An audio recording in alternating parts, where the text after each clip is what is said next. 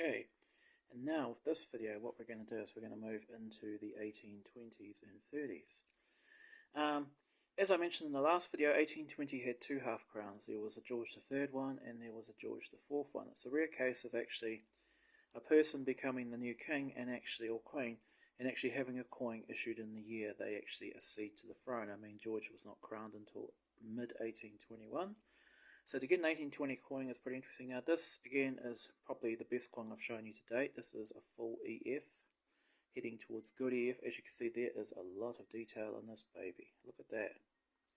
Sadly, I think it's been cleaned in the past, probably a very long time ago, because as you can see, tone is coming back. But the detail on this coin is just, oh my goodness. I think I paid about $300 for it back there. It is $371 back in November 2020. Now these are New Zealand dollars too, so that's about 45 British pence and about 55 US cents. So our peso is not worth very much money. So that's like 371. That would be like about 150, 160 British pounds for a coin that's got a book value of 400. See, now look at that. Now isn't that stunning? Look at the detail on it. Although again, the king, slightly more handsome than his father, was hardly an oil painting. Although he wanted to look like a sort of bloated Nero Caesar, there would be a way to describe him.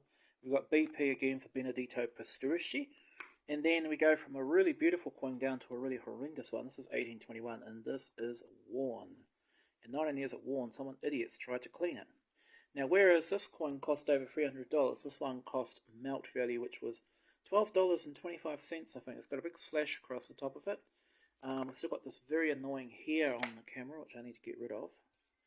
Hopefully that won't cause it to implode, but this is 1821. Again, you can see the portrait is a lot worse, but this is actually the average condition you find most coins from this era in. And for a new collector, I recommend buying them because they're still real. I mean, that's 200-year-old coin, and they are. Coins like this tell stories, basically.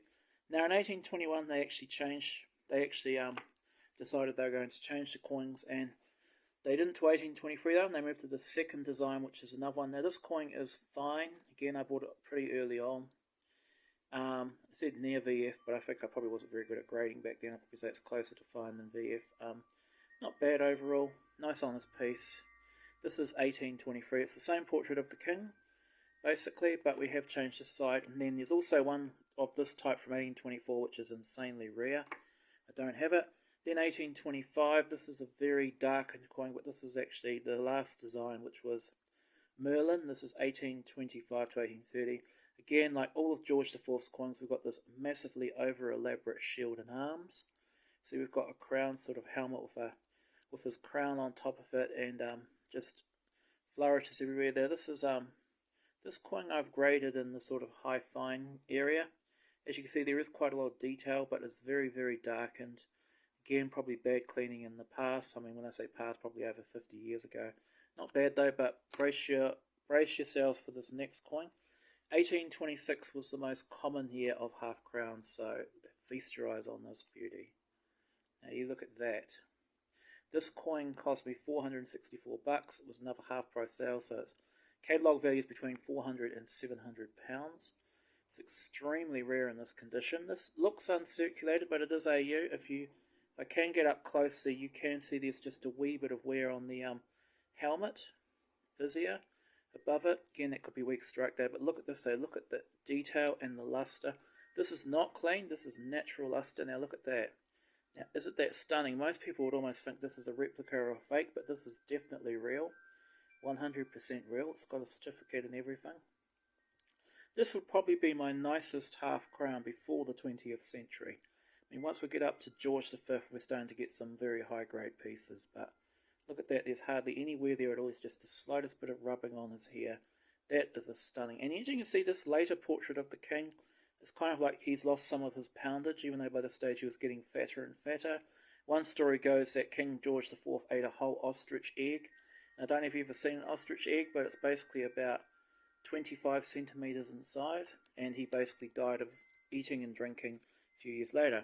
I've also got, I don't have an 1828 half crown because it's like 40,000 minted. They're very, very rare. But I do have an 1829, which is about $500,000. The 1826, on the other hand, was about 3 or 4 million, which is a massive number for an 1820s coin. And this again is quite nice. Again, it's about the same as the 1825 coin. It's your darkened fine to good fine level, but still well above average for this type, which is again just basically a worn disc and a good coin. Then we moved into William IV. He became king in 1830, crowned in 1831, but apart from a proof issue in 1831, general circulation coins did not arrive until 1834. Now William was very austere, but again his coins were elaborate. We had this curtain which had these details on it, which was really silly because it wore incredibly quickly. This coin is a high fine, verging very fine, but already you can see the detail on the curtain has pretty much worn off. But you have got some shield detail, but you'll see when I show you my other William Halfcrowns that as it wears down it gets worse and worse. And this is a portrait of him. Again, he's rather chubby like his brother, although he was actually apparently a lot leaner. And known as Silly Billy, he was actually a fairly good king. The best thing he did was he stayed alive long enough for Victoria to turn 18, so she wouldn't have to have her mother and John Conroy rule in her name. He died a month after her birthday. 1834 and 36 are the two common years of William, meaning common meaning like a couple of million were minted, and 1835 and 37 were the scarce years, 1835 in particular. This is not a bad coin overall, really. I've actually upgraded it from a very worn coin. I think this is about $50, $60, but this is a lovely piece. I like this coin. Now, 1835, we want to see another really worn coin. 1835 is a very scarce year. It's only about 200,000 minted. And again, this is very worn. This is probably good condition. Now, as you know, in the world of coins, good does not actually mean good. Good means absolutely horrendous. Basically, one step above a worn disc. As you can see, I mean, the rim's incomplete. Letters are worn off. I mean, the king is virtually a silhouette with an eye hole and lips. And you can't even see air on that. And like I said about the shield, I mean, the shield's wearing away. The curtains are not only worn, they're actually fading into the background of the coin. So yeah, still quite a scarce coin because of its date. 1836, much better coin. This one's approaching fine again. It's not quite as nice as my 34, but definitely much better than the one before. And again, as you can see, much more detail on the king, but not quite 1834 levels.